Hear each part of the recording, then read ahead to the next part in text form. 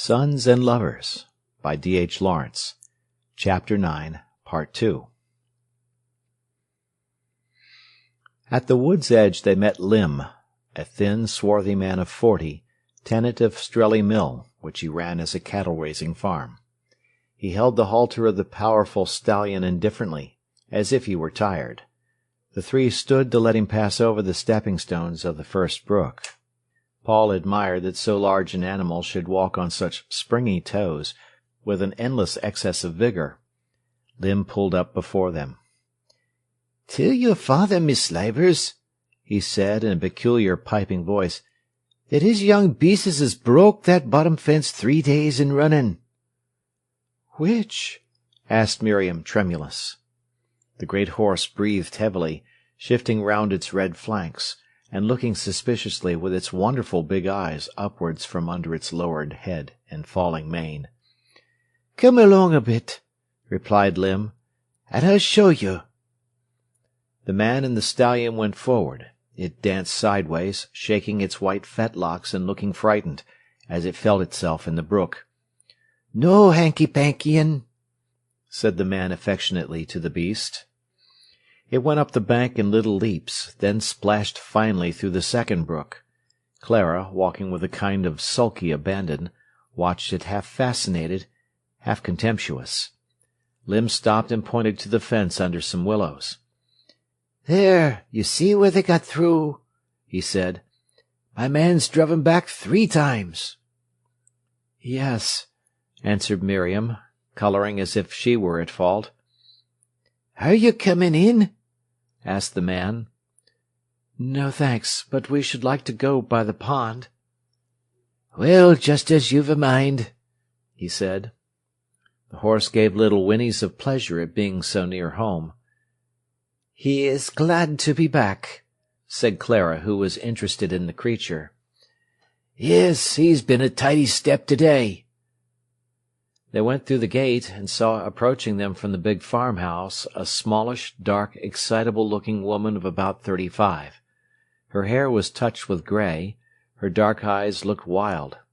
She walked with her hands behind her back. Her brother went forward. As it saw her, the big bay stallion whinnied again. She came up excitedly. "Are you home again, my boy?" she said tenderly to the horse, not to the man. The great beast shifted round to her, ducking his head. She smuggled into his mouth the wrinkled yellow apple she had been hiding behind her back. Then she kissed him near the eyes. He gave a big sigh of pleasure. She held his head in her arms against her breast. "Isn't he splendid?" said Miriam to her. Miss Lim looked up. Her dark eyes glanced straight at Paul. "Oh, good evening, Miss Livers," she said. "It's ages since you've been down." Miriam introduced her friends. "Your horse is a fine fellow," said Clara. "Isn't he?" Again she kissed him. "As loving as any man." "More loving than most men, I should think," replied Clara. "He's a nice boy," cried the woman, again embracing the horse. Clara, fascinated by the big beast, went up to stroke his neck. "He's quite gentle," said Miss Lim. "Don't you think big fellows are?" "He's a beauty," replied Clara. She wanted to look in his eyes. She wanted him to look at her. "It's a pity he can't talk," she said.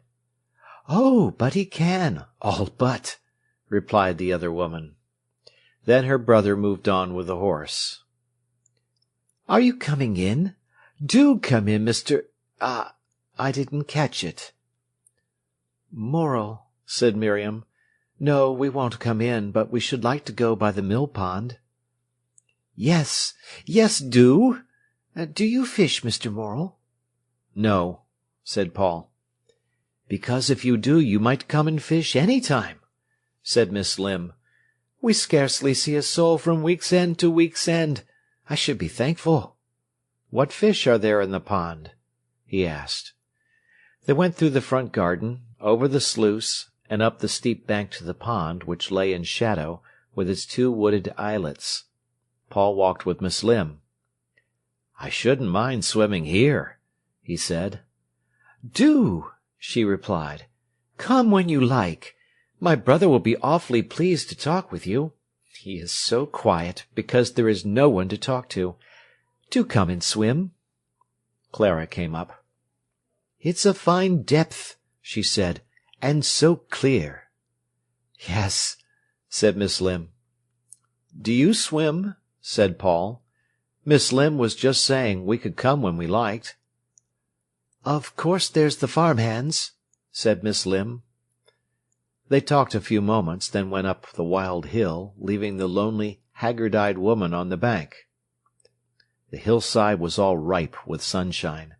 It was wild and tussocky, given over to rabbits. The three walked in silence. Then, "She makes me feel uncomfortable," said Paul. "You mean Miss Limb?" asked Miriam. "Yes." "What's the matter with her? Is she going dotty with being too lonely?" "Yes," said Miriam. "It's not the right sort of life for her. I think it's cruel to bury her there. I really ought to go and see her more, but she upsets me." "She makes me feel sorry for her. Yes, and she bothers me," he said.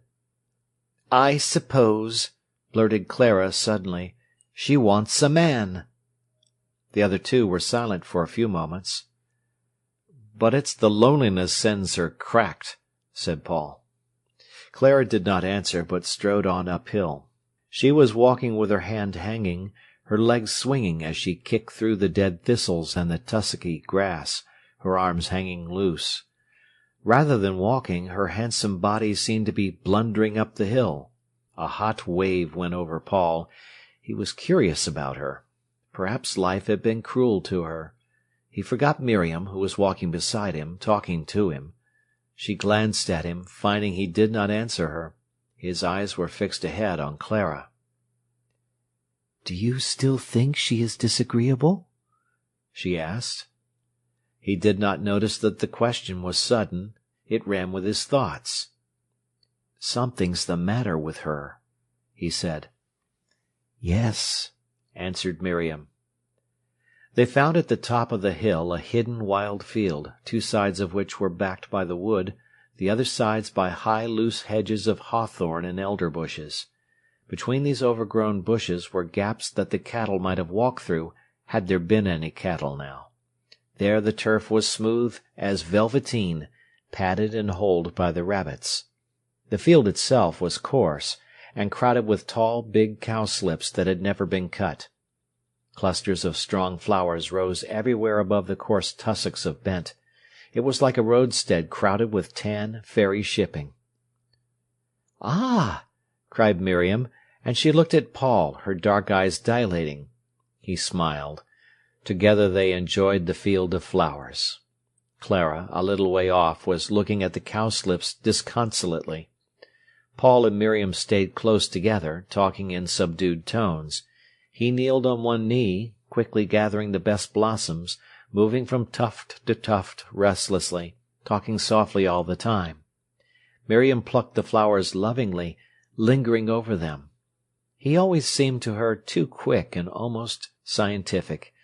Yet his bunches had a natural beauty more than hers. He loved them, but as if they were his and he had a right to them. She had more reverence for them. They held something she had not. The flowers were very fresh and sweet. He wanted to drink them. As he gathered them, he ate the little yellow trumpets. Clara was still wandering about disconsolately. Going towards her, he said, "Why don't you get some?" "I don't believe in it. They look better growing." "But you'd like some?" "They want to be left." "I don't believe they do." "I don't want the corpses of flowers about me," she said. "That's a stiff, artificial notion," he said. "They don't die any quicker in water than on their roots. And besides, they look nice in a bowl. They look jolly. And you only call a thing a corpse because it looks corpse-like." "Whether it is one or not?" she argued. "It isn't one to me. A dead flower isn't a corpse of a flower." Clara now ignored him. "And even so, what right have you to pull them?" she asked. "Because I like them and want them, and there's plenty of them." "And that is sufficient?" "Yes, why not? I'm sure they'd smell nice in your room in Nottingham." "And I should have the pleasure of watching them die." "But then, it does not matter if they do die." Whereupon he left her, and went stooping over the clumps of tangled flowers which thickly sprinkled the field like pale, luminous foam clots. Miriam had come close. Clara was kneeling, breathing some scent from the cowslips.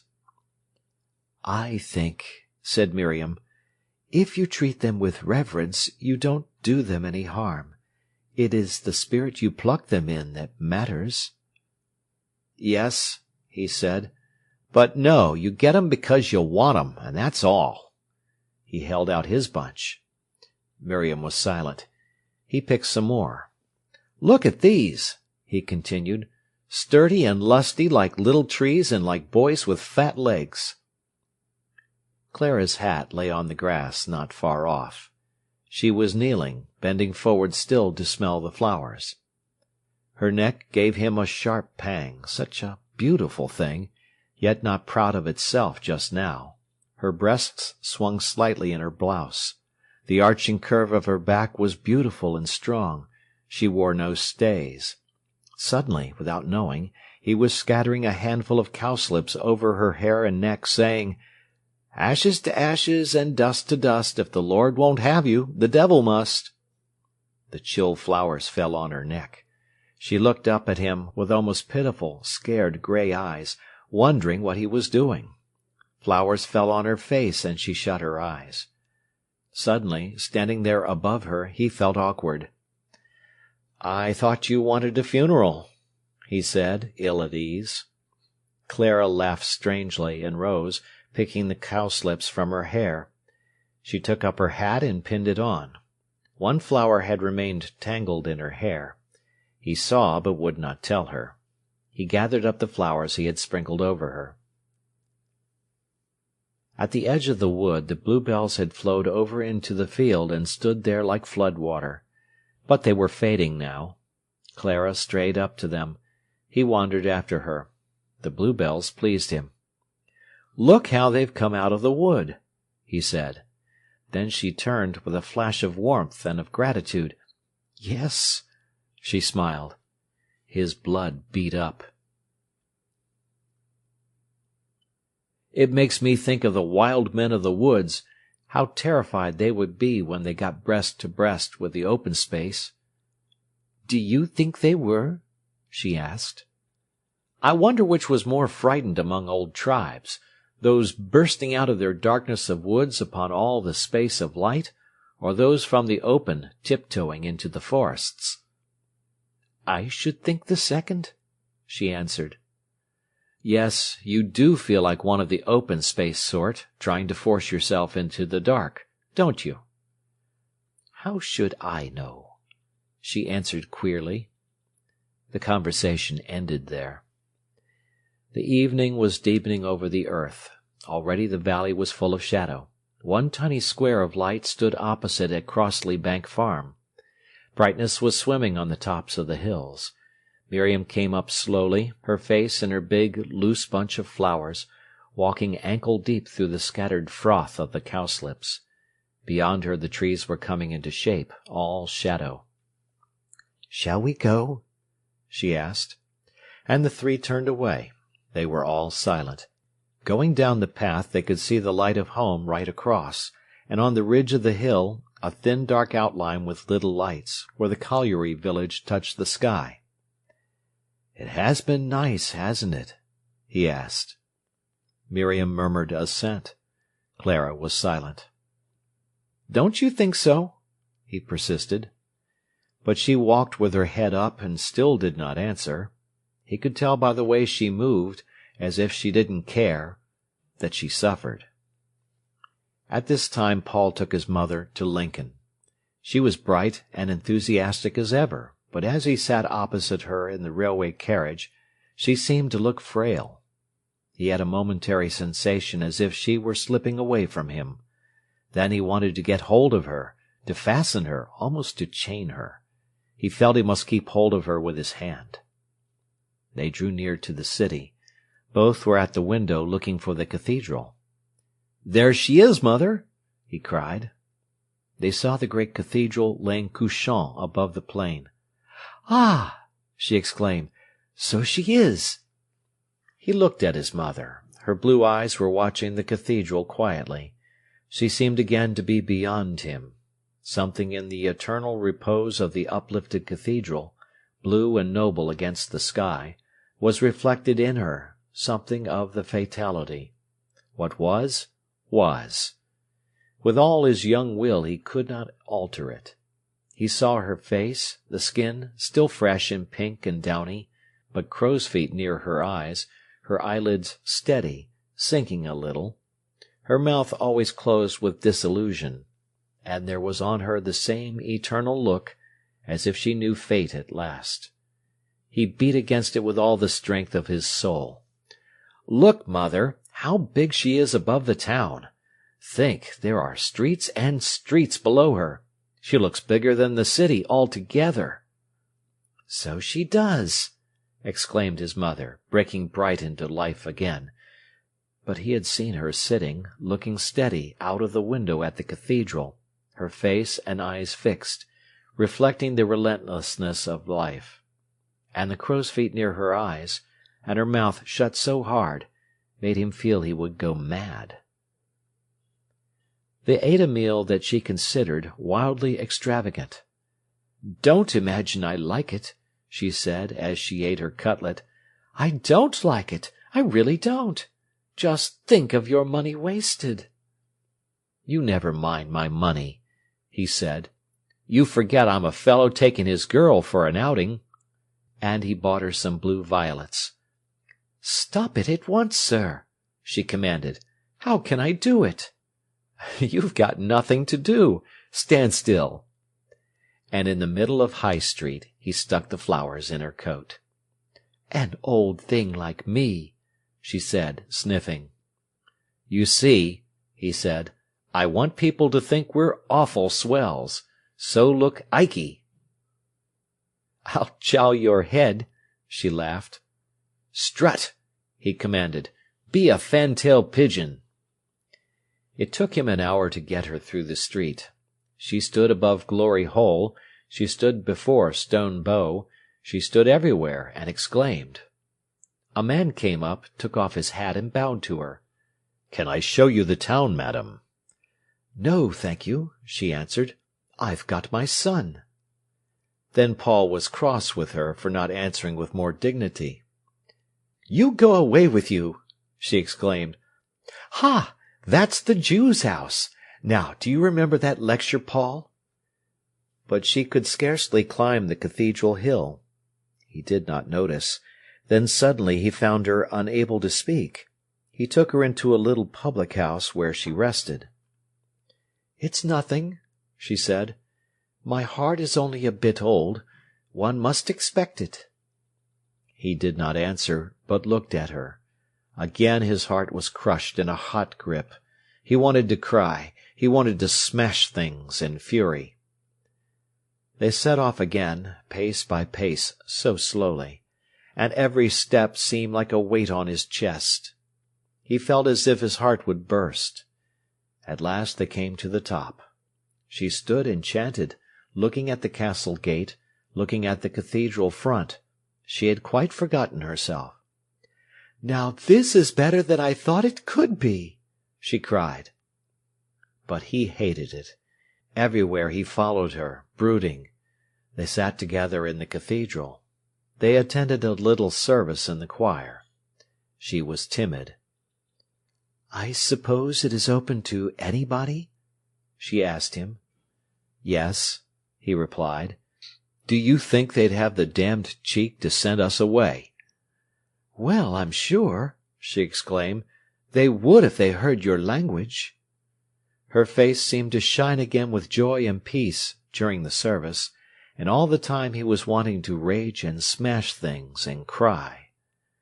Afterwards, when they were leaning over the wall, looking at the town below, he blurted suddenly, "Why can't a man have a young mother? What is she old for?" "Well," his mother laughed, "she can hardly help it." "And why wasn't I the oldest son? Look, they say the young ones have the advantage, but look, they had the young mother. You should have had me for your eldest son." "I didn't arrange it," she remonstrated. "Come to consider, you're as much to blame as me." He turned on her, white, his eyes furious. "What are you old for?" he said, mad with his impotence. "Why can't you walk?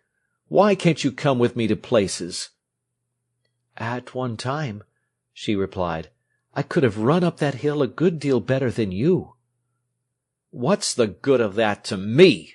he cried, hitting his fist on the wall. Then he became plaintive. "It's too bad of you to be ill. Little it is—" "Ill!" she cried. "I'm a bit old, and you'll have to put up with it, that's all." They were quiet, but it was as much as they could bear. They got jolly again over tea. As they sat by Brayford, watching the boats, he told her about Clara.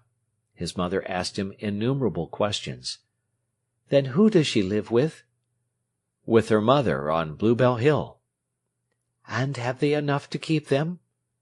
"I don't think so. I think they do lace-work." "And wherein lies her charm, my boy?" "I don't know that she's charming, mother, but she's nice. And she seems straight, you know, not a bit deep, not a bit." "But she's a good deal older than you." "She's 30. I'm going on 23. "You haven't told me what you like her for." "Because I don't know. A sort of defiant way she's got. A sort of angry way." Mrs. Morel considered. She would have been glad now for her son to fall in love with some woman who would. She did not know what. But he fretted so, got so furious suddenly, and again was melancholic. She wished he knew some nice woman. She did not know what she wished, but left it vague. At any rate, she was not hostile to the idea of Clara. Annie, too, was getting married. Leonard had gone away to work in Birmingham. One week-end when he was home, she had said to him, "You don't look very well, my lad." "I don't know," he said. "I feel anyhow or nohow, Ma." He called her Ma already in his boyish fashion. "Are you sure they're good lodgings?" she asked. Yes. Only it's a winter when you have to pour your own tea out, and nobody to grouse if you team it in your saucer and sup it up. It somehow takes the taste out of it." Mrs. Morel laughed. "And so it knocks you up?" she said. "I don't know." "I want to get married," he blurted, twisting his fingers and looking down at his boots. There was a silence. "But," she exclaimed, "I thought you said you'd wait another year." "Yes, I did say so," he replied stubbornly. Again she considered. "And you know," she said, "Annie's a bit of a spendthrift. She's saved no more than £11, and I know, lad, you haven't had much chance." He coloured up to the ears. "I've got 33 quid," he said. "It doesn't go far," she answered. He said nothing, but twisted his fingers. "And you know," she said, "I've nothing." "I didn't want Ma," he cried, very red, suffering and remonstrating. "No, my lad, I know. I was only wishing I had. And take away £5 for the wedding and things, it leaves £29. You won't do much on that." He twisted still, impotent, stubborn, not looking up. "But do you really want to get married?" she asked. "Do you feel as if you ought?" He gave her one straight look from his blue eyes. "Yes," he said. "Then," she replied, "we must all do the best we can for it, lad." The next time he looked up there were tears in his eyes. "I don't want Annie to feel handicapped," he said, struggling. "My lad," she said, "you're steady. You've got a decent place. If a man had needed me, I'd have married him on his last week's wages. She may find it a bit hard to start humbly. Young girls are like that. They look forward to the fine home they think they'll have. But I had expensive furniture. It's not everything." So the wedding took place almost immediately. Arthur came home and was splendid in uniform. Annie looked nice in a dove-grey dress that she could take for Sundays. Morel called her a fool for getting married, and was cool with his son-in-law. Mrs. Morel had white tips in her bonnet, and some white on her blouse, and was teased by both her sons for fancying herself so grand. Leonard was jolly and cordial, and felt a fearful fool. Paul could not quite see what Annie wanted to get married for. He was fond of her, and she of him. Still, he hoped rather lugubriously that it would turn out all right. Arthur was astonishingly handsome in his scarlet and yellow, and he knew it well, but was secretly ashamed of the uniform. Annie cried her eyes up in the kitchen on leaving her mother. Mrs. Morel cried a little, then patted her on the back and said, "But don't cry, child. He'll be good to you." Morel stamped and said she was a fool to go and tie herself up. Leonard looked white and overwrought. Mrs. Morel said to him, "I shall trust her to you, my lad, and hold you responsible for her." "You can," he said, nearly dead with the ordeal, and it was all over. When Morel and Arthur were in bed, Paul sat talking, as he often did, with his mother. "You're not sorry she's married, mother, are you?" he asked. "I'm not sorry she's married, but it seems strange that she should go from me. It even seems to me hard that she can prefer to go with her Leonard. That's how mothers are. I know it's silly." "And shall you be miserable about her?" "When I think of my own wedding day," his mother answered, "I can only hope her life will be different." "But you can trust him to be good to her?" "Yes, yes.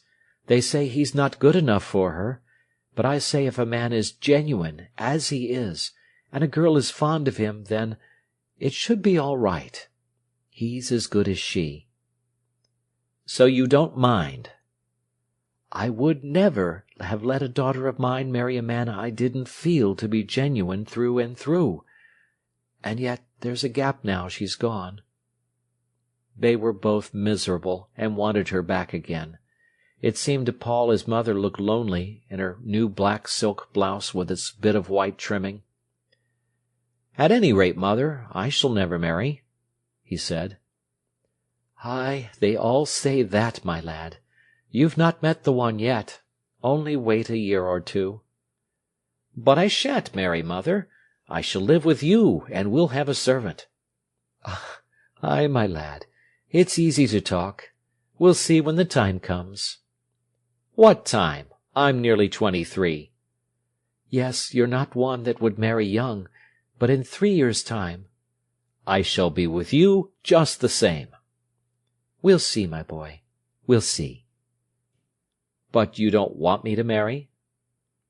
"I shouldn't like to think of you going through your life without anybody to care for you and do. No." "And you think I ought to marry?" "Sooner or later every man ought." "But you'd rather it were later." "It would be hard, and very hard. It's as they say, a son's my son till he takes him a wife, but my daughter's my daughter the whole of her life." "And you think I'd let a wife take me from you?" "Well, you wouldn't ask her to marry your mother as well as you." Mrs. Morel smiled. "She could do what she liked. She wouldn't have to interfere." "She wouldn't, till she'd got you, and then you'd see." I never will see. I'll never marry while I've got you. I won't." "But I shouldn't like to leave you with nobody, my boy," she cried. "You're not going to leave me. What are you, 53? I'll give you to 75. There you are. I'm fat and 44. Then I'll marry a staid body. See?" His mother sat and laughed. "Go to bed," she said. "Go to bed." "And we'll have a pretty house, you and me, and a servant, and it'll be just all right.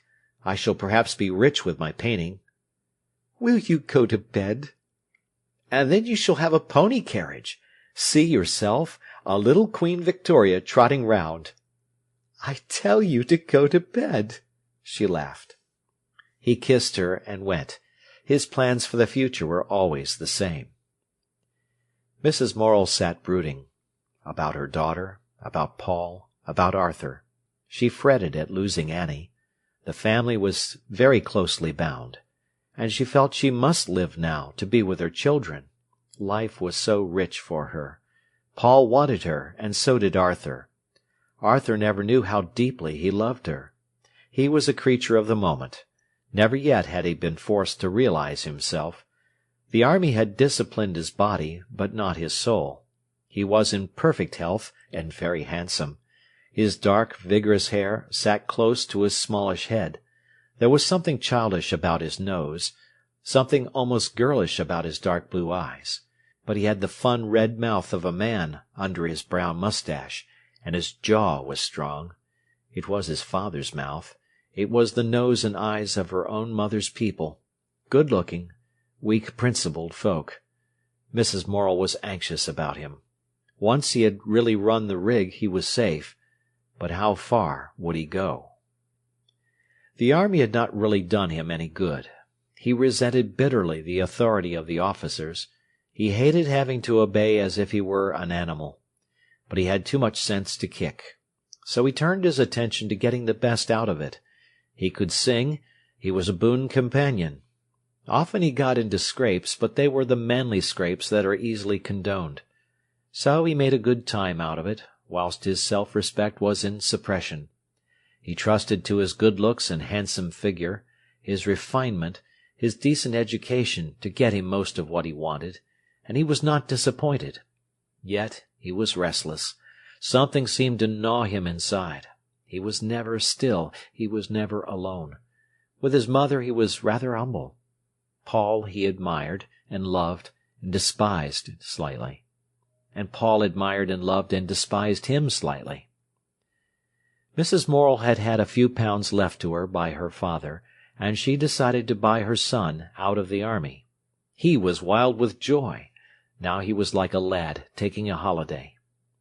He had always been fond of Beatrice Wilde, and during his furlough he picked up with her again. She was stronger and better in health. The two often went long walks together, Arthur taking her arm in soldier's fashion, rather stiffly. And she came to play the piano whilst he sang. Then Arthur would unhook his tunic collar. He grew flushed, his eyes were bright. He sang in a manly tenor.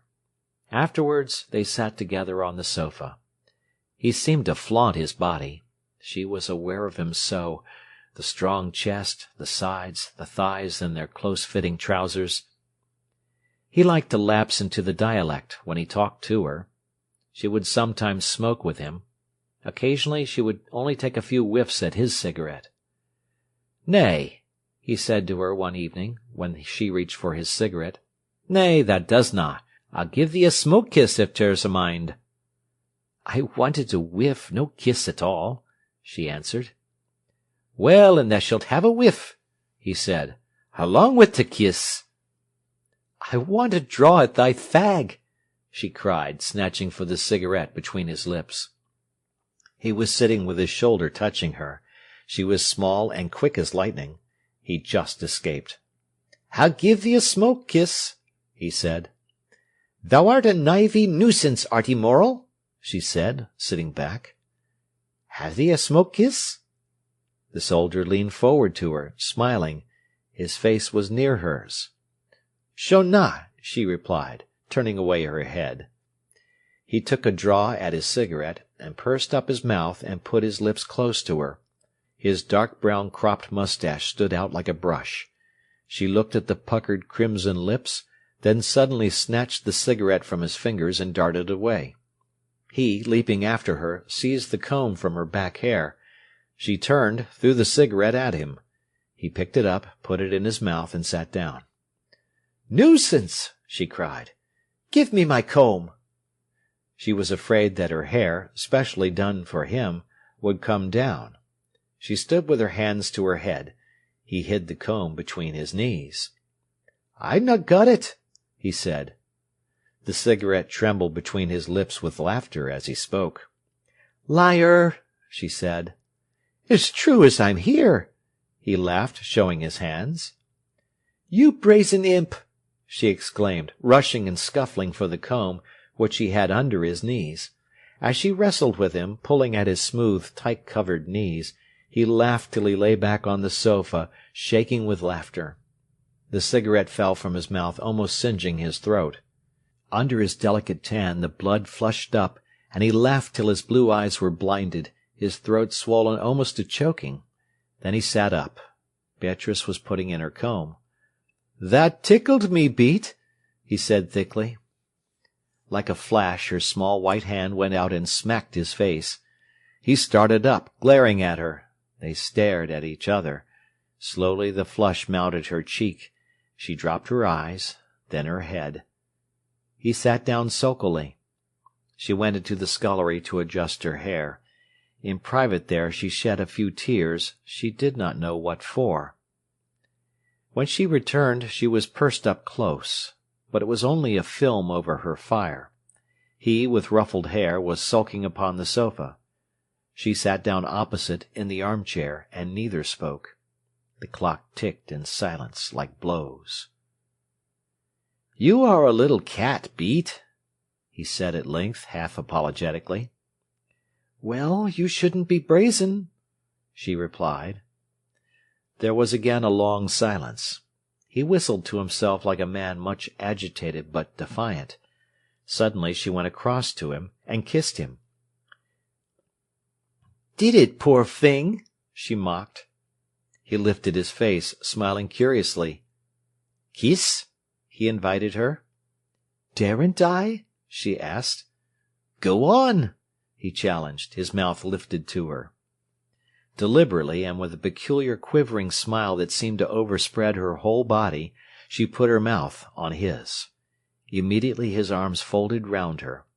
As soon as the long kiss was finished, she drew back her head from him, put her delicate fingers on his neck through the open collar. Then she closed her eyes, giving herself up again in a kiss. She acted of her own free will. What she would do, she did, and made nobody responsible. Paul felt life changing around him.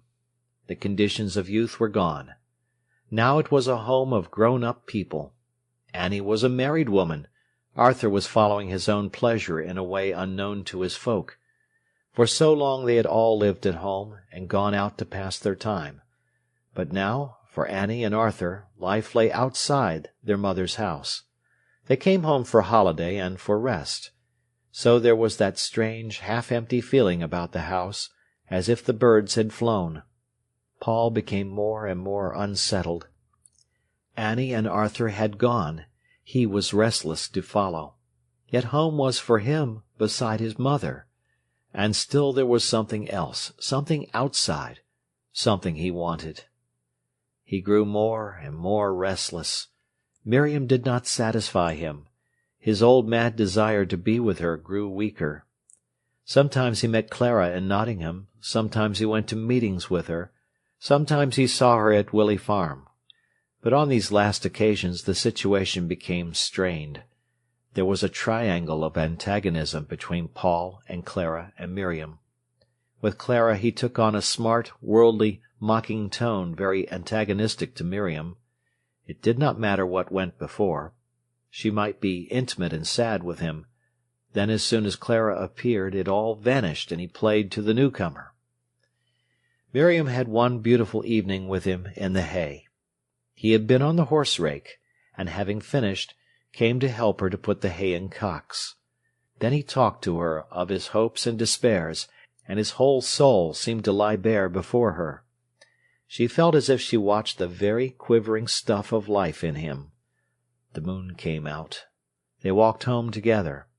He seemed to have come to her because he needed her so badly, and she listened to him, gave him all her love and her faith.